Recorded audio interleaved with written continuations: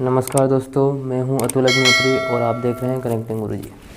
आज का हमारा टॉपिक रहेगा एलसीएम और एचसीएफ को लेकर। जैसा कि आप लोग देख सकते हैं, तो आज मैं एलसीएम और एचसीएफ के विषय में बताऊंगा। ठीक है, तो सबसे पहले आप है ना एलसीएम और एचसीएफ को थोड़ा ध्यान से समझिएगा। मैं उसकी रूपरेखा और उसके कुछ नियमों के बारे में बताने जा रहा हूँ। चलिए टॉपिक पर चलते हैं। तो एलसीएम होता क्या है हमारा, हिंदी में हम उसे लासा बोलते हैं, और एचसीएफ क्या होता है हमारा मासा। ठीक है, यानी बात कर लेते हैं इनके गुणनखंडों की। तो एलसीएम और एचसीएफ दोनों में गुणनखंड होते हैं फ़िलहाल। ठीक है, अब होता क्या है, एलसीएम कैसे निकालते हैं और एचसीएफ कैसे निकालते हैं वो समझते हैं थोड़ा। तो दोनों को ज्ञात करने की, ठीक है, दोनों को ज्ञात करने की एलसीएम और एचसीएफ, ठीक है, एलसीएम और एचसीएफ दोनों को ज्ञात करने की दो विधियां हैं। पहली विधि है हमारी भाग विधि, ठीक है, डिवीजन मेथड। पहली है हमारी विधि भाग विधि, जिसे हम इंग्लिश में डिवीजन मेथड कहते हैं, और दूसरी है हमारी अभाज्य विधि, ठीक है, मतलब अभाज्य गुणनखंड विधि, ठीक है, जिसे हम कहते हैं प्राइम फैक्टर मेथड। ठीक है, क्या कहते हैं, प्राइम फैक्टर मेथड। तो ये समझ लीजिएगा। जैसा कि आप लोगों ने अभी देखा कि मैंने एलसीएम और एचसीएफ निकालने की यानी ज्ञात करने की दो विधियां बताई हैं। ठीक है, पहली विधि क्या है हमारी भाग विधि, और दूसरी विधि क्या है हमारी गुणनखंड विधि। ठीक है, भाग विधि को हम क्या कहते हैं, डिवीजन मेथड, और गुणनखंड विधि को क्या कहते हैं हम, प्राइम फैक्टर मेथड। ठीक है, तो ये दो बातें भी ध्यान करने वाली हैं कि हम दोनों विधियों से ज्ञात कर सकते हैं। पहली हमारी विधि कहलाएगी भाग विधि और दूसरी विधि कहलाएगी हमारी गुणनखंड विधि। ठीक है, तो अभी एक एग्जाम्पल ले लेते हैं भाग विधि का कि किस तरीके से हम भाग विधि वाले जो लासा और मासा होंगे। फिलहाल मासा को भाग विधि से हम देखते हैं और लासा को भी भाग विधि से देखते हैं। यहाँ पर दोनों विधियों को भाग विधि से बताएंगे। तो चलिए शुरू करते हैं। आज का पहला जो हमारा भाग विधि पर एलसीएम का फैक्टर रहेगा वो देख लेते हैं। ठीक है, तो एलसीएम कैसे भाग विधि से निकालते हैं।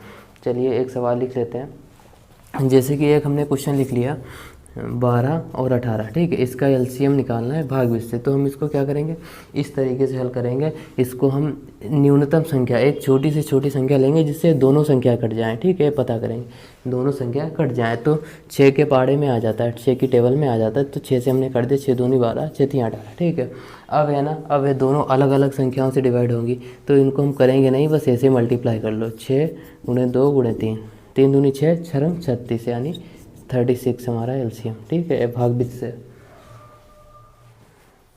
तो इसको हम देख लेते हैं गुणनखंड मेथड से, यानी प्राइम फैक्टर मेथड से कैसे करेंगे। तो 12 के हम फैक्टर कर लेंगे, 2 दूनी 4, ठीक है, और 4 तियाँ 12। ठीक है, इस तरीके से फैक्टर कर लेंगे। जिसको नहीं आता वो ऐसे कर सकता है, 2 छंग 12 और 2 तियाँ 6 और 3 एक 3। तो कितने फैक्टर बने, 2 दूनी 4 और तियाँ 12। ठीक है, इस तरीके से फैक्टर बन जाएंगे। तो ये तो बात रही हमारी रफ वर्क की।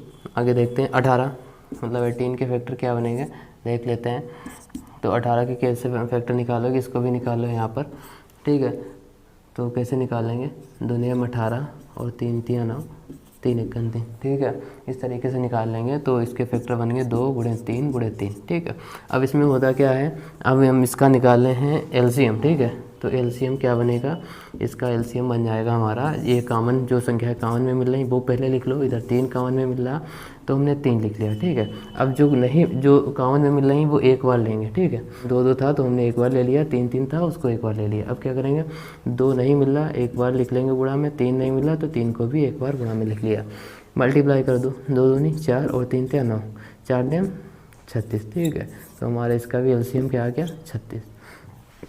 अब यहाँ पर इसी में अगर हम समझा देते हैं तो इसका हमारा एलसीएम है 36। अगर हम बात करें, इसमें बात की जाए एचसीएफ की। ठीक है, तो एचसीएफ कैसे निकालें, मान के चलो एचसीएफ इसी का निकालना है। ठीक है, आवाज़ गुणनखंड विधि से यानी प्राइम फैक्टर मेथड से हम अगर एचसीएफ निकालेंगे तो जो कॉमन में संख्या मिलती है उसको एक बार लिखेंगे, और इधर जो कॉमन में मिलती है उसको भी एक बार लिख लेंगे, जो नहीं मिलता उसको छोड़ देंगे। ठीक है, तो यहाँ पे कितना आ गया, 36 एलसीएम और 6 केवल 6 एचसीएफ, यानी 6 आ गया। ठीक है, तो बात समझ में आई। जो कॉमन में मिलेगा उसको मल्टीप्लाई कर लेंगे, वही हमारा एचसीएफ, और इसमें एलसीएम जो कॉमन में मिलेगा उसको हम एक बार लेंगे। ठीक है, और इसके साथ साथ में जो बचेगी संख्या उनको मल्टीप्लाई में करके टोटल मल्टीप्लाई कर लेंगे। ठीक है, तो इस तरीके से हम यहाँ पर निकालेंगे। ठीक है, अब बात समझ में आ गई होगी। यहाँ पर भाग विषय हमने एलसीएम कैसे बताया। ठीक है, अब हम बताएंगे भाग विषय मासा कैसे निकालते हैं, यानी एचसीएफ कैसे निकालते हैं।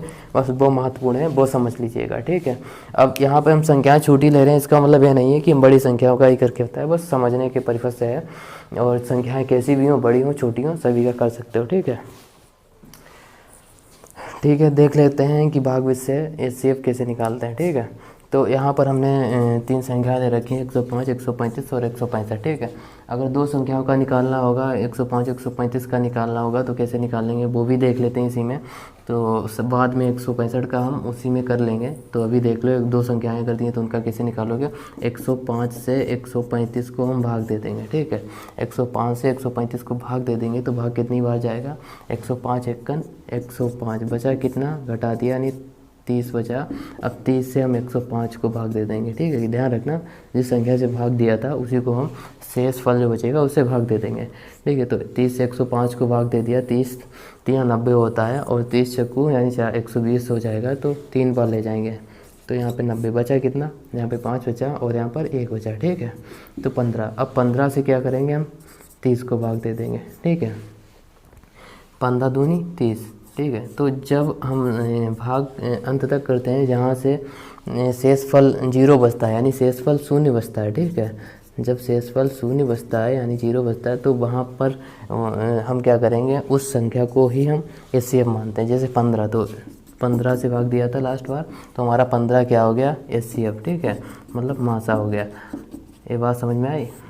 अब क्या करेंगे, 2 संख्याएं अगर पूछी गई थी तो इनका सिर्फ 15 एचसीएफ है। अब देख लेते हैं 165 क्या 15 से पूर्णतः विभाज्य है। ठीक है, अगर 165 15 से पूर्णतः विभाज्य है तो हमारा इस तीनों संख्याओं का मासा कितना हो जाएगा, 15 ही। तो 15 से हम 165 को भाग दे देते हैं। ठीक है, 15 से 165 को भाग करते हैं। तो देख लीजिएगा कैसे भाग करेंगे। 15 एकन 15, बचा कितना, 1 और 5, 15 एकन 15। ठीक है, तो ये हमारा 165 15 से भी डिवाइड हो गया। तो क्या हमारा एचसीएफ आ गया, 15 ही। ठीक है, ये 15 से डिवाइड हुआ तो 15 हमारा एचसीएफ है। ठीक है, तीनों का भी 15 है और अगर 2 संख्याओं की बात की जाती तो दोनों संख्याओं का भी एचसीएफ 15 ही है। ठीक है, तो ये हमारा टॉपिक था भाग विधि से और गुणनखंड विधि से एलसीएम और एचसीएफ को समझाने का। ठीक है, एक्सरसाइज में आएंगे तो और भी सवाल बताएंगे, फिलहाल अभी हम मेथड बता रहे हैं। ठीक है, तो इसको ध्यान से समझिएगा। चलिए कुछ और महत्वपूर्ण सूत्रों पर बात कर लेते हैं जिनसे अधिकतम सवाल एग्जाम में बनते हैं।